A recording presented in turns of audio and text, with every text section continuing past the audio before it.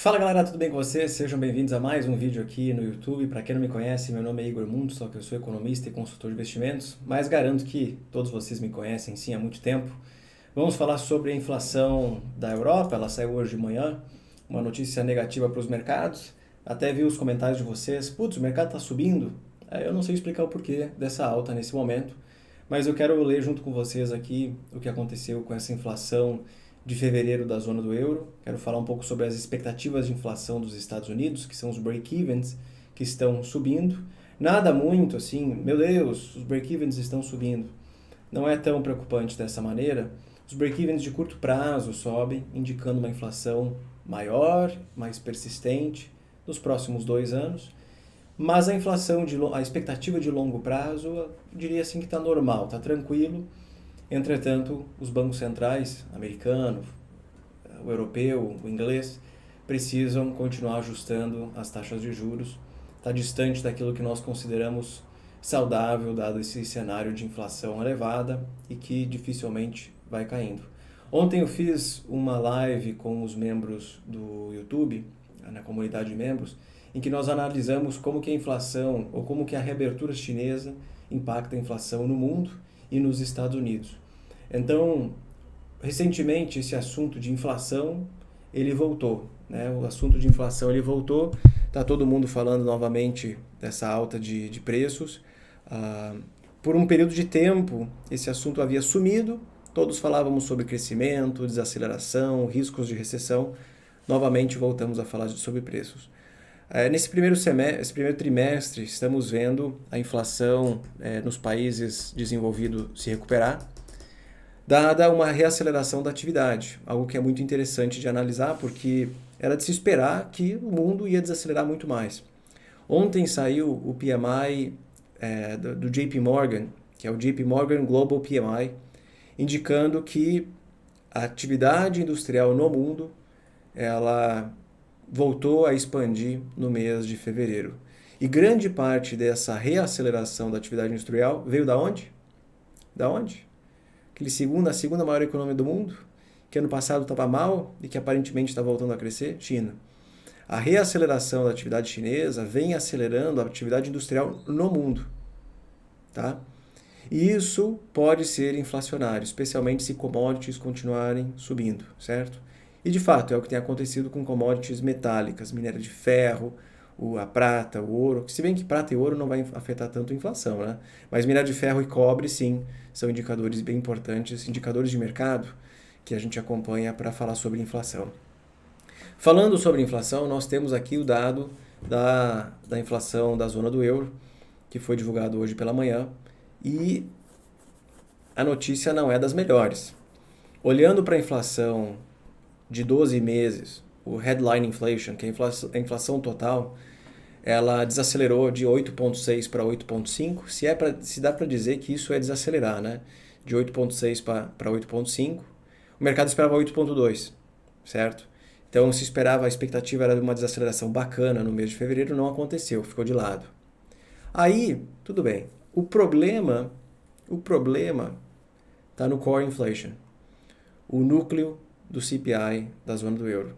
Ele saiu de 5,3 para 5,6. Nós vemos aqui um núcleo de inflação acelerando, ganhando momento. Isso, para mim, não é legal. Tá? Não é nem um pouco legal. As bolsas na Europa fecharam positivas. Deixa eu só atualizar para... Vai que fecharam negativas, eu estou falando bobagem? Não. Fecharam positivas, certo? Na sua maioria, exceto Rússia, caindo 1,11%. E nos Estados Unidos aceleraram agora no final do pregão. Não sei dizer para vocês exatamente o que aconteceu. Eu estou escutando aqui, no dia de hoje, temos alguns membros do Fed falando, aqui o Waller acabou, agora às 18 horas começou, se eu não me engano, uma das coletivas, tá?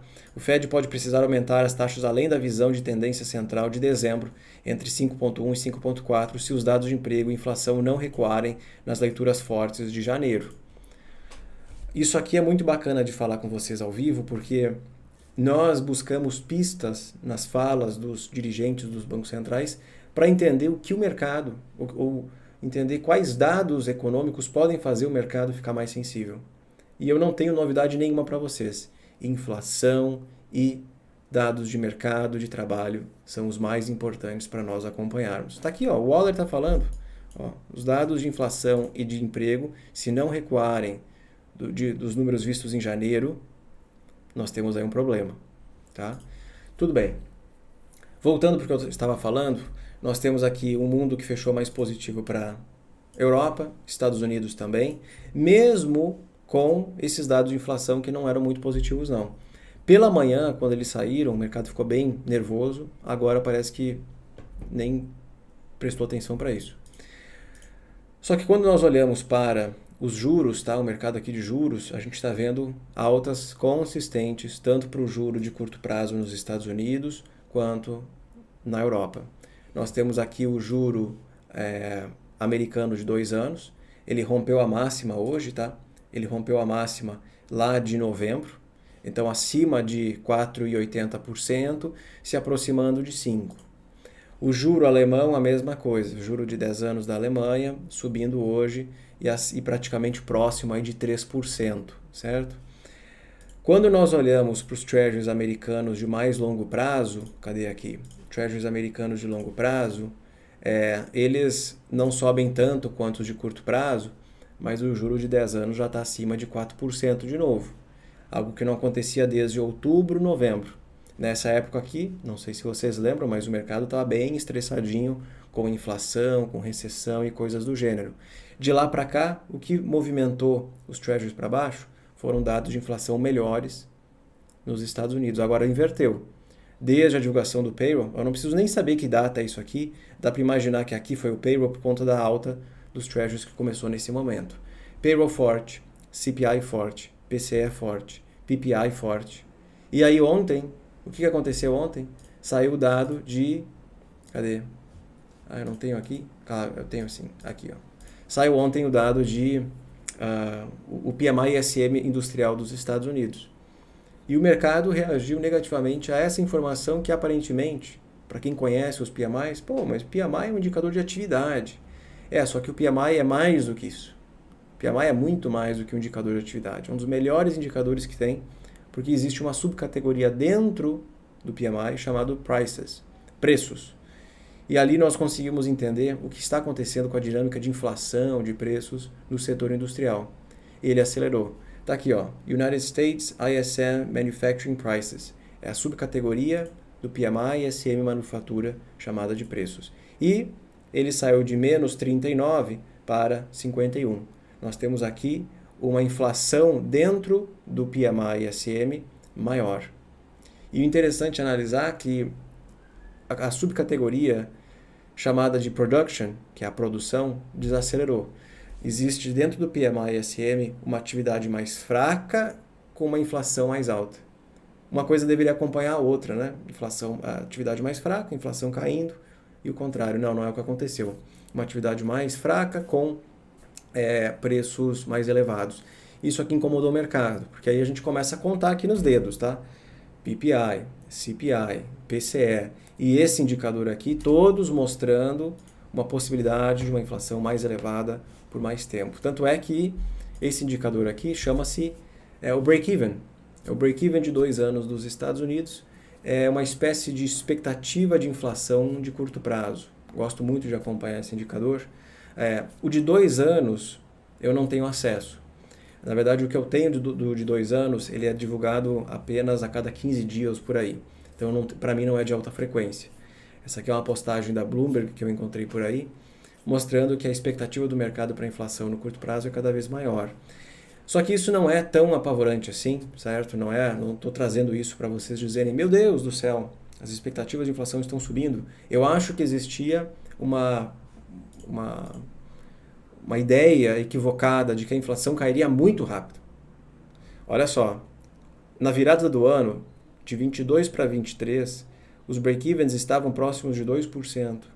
Um mercado que espera uma inflação de 2% nos próximos 2 anos. Agora que a gente percebeu que a atividade econômica americana continua resiliente, que o desemprego está caindo, estão gerando muitas vagas de emprego, estão contratando muita gente, ainda existe muita demanda por trabalhadores. Os indicadores de preços voltaram a acelerar. Possivelmente a inflação salarial pode acelerar de novo. Isso vai acontecer, isso vai ser divulgado no próximo payroll, que sai na semana que vem. Aqui o mercado disse, opa, acho que 2% nos próximos 2 anos é muito baixo. Então aqui é uma reprecificação das expectativas do mercado para a inflação, certo? Estava completamente equivocado. Isso aqui era um sonho de verão, assim como o no landing, na minha opinião, é um sonho de verão. Tá? Um sonho maravilhoso, aquele que você acorda de manhã e diz, meu Deus, quero lembrar desse sonho para sempre. Não vai rolar. O no landing não existe, ou é soft ou é hard landing. E inflação de 2% pode esquecer por algum tempo. Tanto é que a inflação da Europa mostra a mesma coisa. Aí eu pergunto para vocês, por que a inflação núcleo da Europa continua acelerando? Pelos mesmos motivos que a inflação americana continua resiliente. Setor de serviços. O setor de serviços incomoda nos Estados Unidos e incomoda na Europa. Tudo bem. O que mais eu gostaria de mostrar para vocês? A gente tem aqui o S&P 500 se segurando na média de 200 períodos, né? Hoje até ficou abaixo da média de 200. Está ali entre a média de 200 e a média de 50. Bem difícil dizer para onde ele vai. No semanal, cada vez mais próximo da média de 200 no semanal. Lembram desse período aqui, quando ele chegou a 3.500? Foi bem intenso quando ele chegou nesse patamar. Porque é muito raro ele romper a média de 200 no semanal. Aconteceu de romper só aqui no Covid, a não ser depois lá em 2008, tá? Em 2008 algo muito semelhante aconteceu, tá? Então aqui ele rompeu, voltou a subir, se aproximou de novo e depois já era. Alguém poderia dizer, será que não é uma repetição? É muito parecido, né? Eu acho muito parecido aqui a movimentação. Olha, bateu aqui, voltou de novo e depois quando rompeu foi de uma vez por todas. Claro, lá foi uma crise, né? Uma crise muito, muito, muito intensa. O mercado financeiro colapsou, mas o padrão parece ser muito semelhante, tá? Eu não sou grafista, então fica meio difícil de falar também. Só que usando esta correlação entre Bolsa Americana e os Treasuries de 10 anos, vocês estão vendo que uma coisa vai acompanhando a outra, né? Lembrando que os Treasuries aqui estão invertidos, tá? A gente acabou de ver os Treasuries de 10 anos subindo, eu inverti eles para vocês entenderem a dinâmica de correlação entre Bolsa, renda variável, e a renda fixa, que seriam os títulos de 10 anos dos Estados Unidos. Os Treasuries aqui, no caso, subindo, como está invertido, parece que está caindo, e a Bolsa bem resiliente por enquanto. Até saiu uma informação ontem que os lucros corporativos do S&P 500 contraíram 5% no quarto trimestre. Então, houve uma contração de lucros da Bolsa Americana no trimestre anterior, reflexo de uma atividade mais fraca, de fato. O quarto trimestre foi mais fraco para os Estados Unidos. Agora todo mundo quer saber se vai reacelerar em janeiro e quando que vai acontecer essa tal de desaceleração com recessão, seja lá o que for. Olhando aqui para esse indicador, que é maravilhoso, tá? A gente já falou várias vezes dele por aqui, tanto aberto com vocês ou para os membros. Isso aqui é uma expectativa do mercado para a taxa de juros do Fed no final do ano, 2023, 2024. Cada vez mais próximo de 13,5%. Eu até botei aqui uma bolinha que é bem provável que chegue ali. Está chegando, tá? Lembrando que isso aqui é uma média. Não existe uma taxa de juros de 5,34. Existe uma taxa de juros de 5, 5,25, 5,50.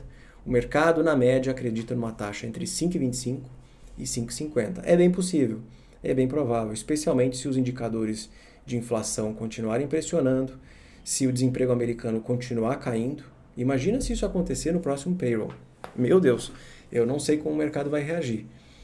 Mas seria bem tenso, porque o S&P estaria se segurando. Com um payroll cada vez mais forte, um desemprego mais baixo, é indício de uma atividade mais robusta e provavelmente uma inflação mais elevada. O desemprego baixo é o que está mantendo a economia americana distante da recessão. Vários aí me xingam, inclusive, né? Recebo xingamento acho que quase todos os dias. Pô, Igor, você fala em recessão toda hora. Eu falava mais antes, né? O assunto era mais apropriado no fim do ano passado. E não acontece nunca, né? Com o desemprego americano baixo, não adianta falar em recessão. O indicador, existem 4 dominós na economia dos Estados Unidos. Quando o primeiro dominó cai, ele bate no segundo, que bate no terceiro, que bate no quarto. O primeiro dominó é o mercado imobiliário, que inclusive está muito mal lá fora. O mercado imobiliário americano está bem complicado. Até agora saiu de tarde uma notícia de que a Blackstone ela não pagou uma dívida, deixa eu ver até se eu encontro aqui, ela não pagou, ela deu um default, um calote numa dívida imobiliária aí. Como é que é o nome? Blackstone. Deixa eu ver até se eu vejo aqui com vocês ao vivo. Não, pior que agora não vai mostrar, né? Quando o cara precisa, não acontece. Acabou de sair aqui, ó. Blackstone deu um calote de 562 milhões de dólares numa propriedade. Por que eu estou falando isso? Porque não é a primeira vez que acontece, tá? Com a Blackstone, eu acho que já é a terceira vez. E teve uma outra empresa da Pinco que também deu um calote semana passada, se eu não me engano. Isso tem acontecido com mais recorrência. Tá? Não é motivo para dizer vende tudo e vai para as montanhas, mas é uma informação muito interessante, na minha opinião. Tudo bem, mercado imobiliário é o primeiro dominó a cair, e depois ele acaba afetando os indicadores de atividade econômica. A gente sabe que ano passado a atividade desacelerou bastante. Em terceiro lugar, o lucro das empresas desacelera. E por fim, o mercado de trabalho.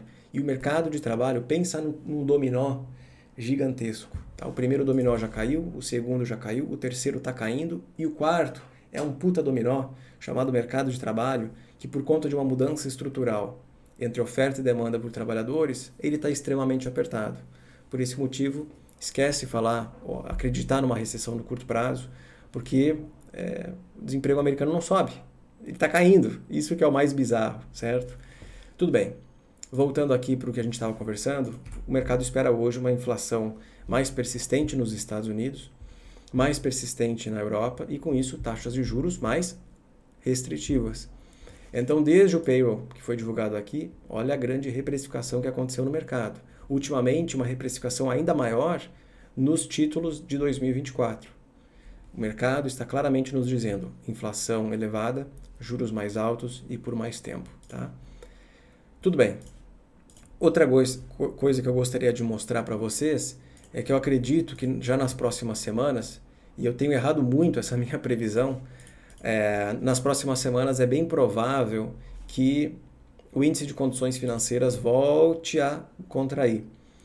Porque S&P 500 e S&P 500 invertido e o índice de condições financeiras possuem aí uma correlação muito interessante, historicamente falando.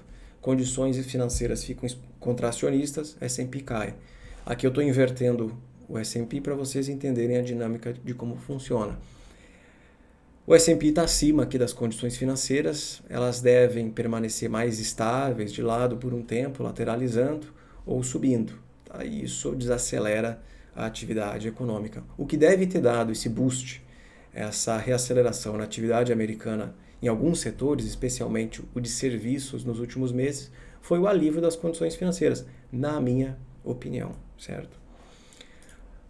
Aqui a gente já conversou sobre isso, aqui os outros indicadores. Saiu hoje os pedidos iniciais por seguro-desemprego, tá? Não tem uma grande novidade aqui, continuam bem baixos historicamente falando, mostrando que o mercado de trabalho continua apertado. A inflação, como vocês estão vendo aqui nos Estados Unidos, ela subiu muito desde a pandemia e agora cair que é bom nada. Eu acho que o indicador mais importante aqui para se acompanhar é o Core PCE, que está em 4,7%. Falando em Core PCE, se nós entrarmos aqui nos indicadores de preço... eu não vou encontrar. Vou sim. Inflation Nowcasting, do Fed de Cleveland, mostrando que existe uma expectativa de um Core PCE de 0,45% em fevereiro, tá? Fevereiro, 0,45%, e para março, 0,45% também. Isso para Core CPI, desculpa. Para Core PCE, estamos falando de 0,38% até 0,39%. Isso é elevado ou não é? Em termos anuais, para deixar bem claro aqui, em termos anuais, isso equivale a uma inflação de 4,74% ao ano. Aonde está o Core PCE hoje? 4,70%. Ou seja, se espera uma inflação idêntica à que se tem hoje ou um pouquinho levemente acima. O que nós gostaríamos de ver é uma inflação que derretesse, com uma atividade ainda robusta. Esse aí é o soft landing. Uma inflação que cai, com uma atividade ainda robusta, se segurando, sem recessão e com o desemprego baixo. Por enquanto, o mercado vem percebendo que a força que o Fed vai ter que fazer na economia dos Estados Unidos é maior do que o usual, é maior do que se esperava. Temos 460 pessoas me assistindo e apenas 176 likes. Temos aí uma discrepância que tem que ser fechada. Tem um gap aí, ou alguém tem que sair da live ou vocês começam a dar like. Tá? Acho que a segunda opção é melhor. Por favor, deixe o like de vocês aí, se inscreva no canal e vamos continuando aqui. Expectativas de inflação subindo. Isso aqui, ó, são os break-evens de longo prazo dos Estados Unidos. É o break-even de 5 e o break-even de 10 anos. E esses dois break-evens, eles mostram pra gente que em alguns momentos a inflação americana estava em big trouble, estava num momento bem ruim, com as expectativas subindo demais. Quando as expectativas de inflação sobem, isso é o que se espera para o futuro da inflação, nós dizemos que as expectativas estão desancorando. Muito semelhante ao que está acontecendo no Brasil. Para quem fala aí do juro real brasileiro é muito alto, olha para as expectativas de inflação, vocês vão se surpreender. Aqui, em 2022, nós podemos ver claramente um movimento de desancoragem das expectativas. Uma inflação esperada de mais de 3%, e aqui é como se fosse uma linha de corte, tá? Acima de 3%, dizem que liga uma sirene lá dentro do Fed, do lado da mesa do Powell, de que a coisa está pegando. Acima de 3%, cuidado. Isso significa que as expectativas estão desancorando. O que aconteceu ali quando a Rússia invadiu a Ucrânia? O petróleo disparou e a inflação no mundo ela subiu. Olhando para esse indicador nos últimos 2 anos, aí, a gente vê uma média de break-even de aproximadamente 2,60. O mercado aqui ficou nesse período esperando uma inflação de 2,60 no horizonte de longo prazo. 2,60 é muito? É pouco? Como é que eu vou me situar nessa situação? É muito? É pouco? Vamos olhar historicamente falando. Só que eu acho que não vale a pena comparar o momento que nós vivemos hoje com, por exemplo, 2013, 14, 15, 16, 17. Foi um período de commodities muito baratas e de inflação abaixo da meta dos bancos centrais. Eu acho que não faz nem um pouco sentido comparar uma inflação hoje problemática com uma inflação baixa pré-Covid. Portanto, eu comparei esse período que nós vivemos com 2004, 5, 6, 7, 8, quando de fato as taxas de juros eram maiores no mundo, as taxas de crescimento eram elevadas, as commodities eram mais caras, tá? E naquela época os break-evens estavam ali em torno de 2,4. Então a expectativa de inflação hoje que existe, olhando para os break-evens, é levemente maior do que nesse período. Claro que hoje o cenário não é idêntico ao anterior. Esse período aqui, esses dois períodos são completamente diferentes, mas com inflações mais elevadas e com taxas de juros mais elevadas no mundo. Se as expectativas de longo prazo, de 5 e 10 anos, começarem a se aproximar de 3%, nós veremos um Fed mais preocupado com taxa de juro, com desancoragem das expectativas e que vai precisar colocar o juro cada vez mais próximo de 6 do que de 5. Eu já falei isso faz uma ou 2 semanas. Se as coisas continuarem piorando do jeito que estão, ou melhor, as coisas estão bem demais para ser verdade. Desemprego baixo nos Estados Unidos não deveria ser considerado algo ruim. Mas se ele ficar muito baixo e isso estimular a inflação salarial, pode gerar um fenômeno que nós chamamos de inflação espiral preços-salários. Um fenômeno que eu estudei na faculdade, aconteceu na década de 70, pensei, nunca vou ver isso na vida, né? Pois bem, pode acontecer. Não estou dizendo que está acontecendo, que não está. Pode acontecer. Inclusive, é um dos assuntos que eu ensino no curso de economia, que vai ser relançado semana que vem. Quem quiser fazer, tiver interesse, na próxima quarta-feira, dia 8, as inscrições estão abertas com desconto para quem tiver o cupom, tá? O cupom é economia. Então aí vocês já sabem qual é o cupom antes de ter lançado o curso. Tudo bem. Espiral preços salários é outro assunto. Esse indicador vai ser divulgado na próxima sexta-feira, junto com o payroll, chama-se custo unitário da mão de obra. Na verdade, chama-se ganho salarial por hora trabalhada, tá? E aqui nós temos, para encerrar, a taxa de juros do Fed ajustada pelo Core PCE, certo? Pela inflação, pelo núcleo da inflação. O que faz efetivamente uma atividade desacelerar no país é a taxa de juro real. Por exemplo, o que acontece hoje no Brasil. Uma taxa de juro real bem elevada, isso encarece o custo, isso desincentiva investimentos, encarece o custo da dívida, certo? Desincentiva investimentos, desincentiva consumo, a atividade vai lentamente desacelerando. Os empresários investem menos, as pessoas consomem menos. A taxa de juro real americana, ajustada pelo Core PCE, continua negativa. Justamente deveria acontecer o contrário. A taxa de juro real fica positiva, isso é o que puxa a inflação para baixo e puxa também a atividade. Então ainda é necessário um ajuste na taxa de juro americana, na taxa de juro inglesa, na taxa de juro europeia.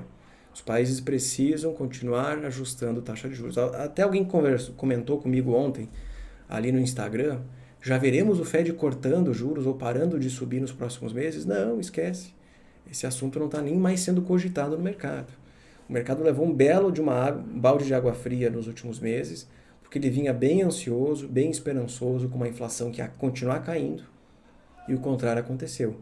Eu até conversei com vocês no passado, né, que um grande erro que os economistas estavam cometendo no fim de 22 e início de 23, especialmente em janeiro, que foi um mês de euforia, era pegar a inflação de outubro, novembro, dezembro e anualizar ela.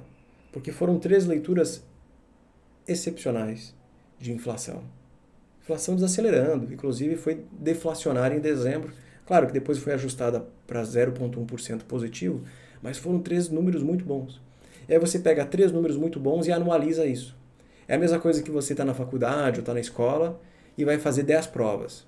Faz 3 provas, matemática, física e química, tira 10 nas 3 e diz, bom, se eu tirei 10 em matemática, física e química, eu vou tirar 10 nas outras também. É exatamente isso. Acho que é um erro muito grotesco que foi feito. 3 notas boas não quer dizer que as outras notas vão ser boas também. Eu, por exemplo, era péssimo em português e literatura. Literatura, então, cara, era horrível. Detestava aquele assunto. Então, obviamente, esse tipo de análise deu muito errado. E o mercado estava tão bêbado na expectativa de uma inflação mais baixa e muito rápido, né, que ela ia cair muito rápido, que surgiu, criaram essa porcaria dessa história de no landing, que para mim é a maior bizarrice de janeiro, que já nem falam mais. Enfim, então o cenário é mais ou menos esse, de paciência ainda. O problema é que a paciência não vende, né? A paciência ela não vende. Só um pouquinho que deu aqui um brete, como sempre dá. É normal esse negócio aqui. Eu atualizei o sistema e aí vocês já sabem, né? O melhor é nunca atualizar nada. Pronto. Como eu estava dizendo, também agora perdi o fio da meada, né? Enfim, eu estava dizendo aqui sobre essa inflação mais elevada no mundo, perdi o fio da meada, tudo bem. Bom, meus amigos, eu agradeço a participação de vocês, simplesmente esqueci o que eu ia falar. Da paciência, né? A paciência ela não vende. Então eu falo sobre calma, paciência, o mercado está se ajustando, olha aqui as expectativas, olha a taxa de juros e tal. Os telespectadores detestam esse tipo de coisa. Uma pessoa, um economista que fica em cima do muro, mas é que de fato é bem difícil de falar sobre o futuro do mercado, das economias, com o grau de incerteza que nós vivemos hoje, certo? Então, de novo, paciência, esperem que daqui a pouco o mercado fique emocionante de novo. Ou ele vai ficar emocionante para baixo ou vai ficar emocionante para cima, certo? Bom, agradeço a participação de todos vocês. Para quem gostou desse vídeo, se inscreva aí no canal, deixe um like, faça parte da comunidade de membros, sempre postando conteúdo lá dentro para quem quiser falar um pouco mais de macro junto comigo. Investimentos também, eu compartilho a minha carteira. E ontem fizemos uma live muito bacana olhando como que a reabertura chinesa é inflacionária para Estados Unidos. Eu acho que foi um conteúdo bem bacana. E é isso aí. Muito obrigado e até mais.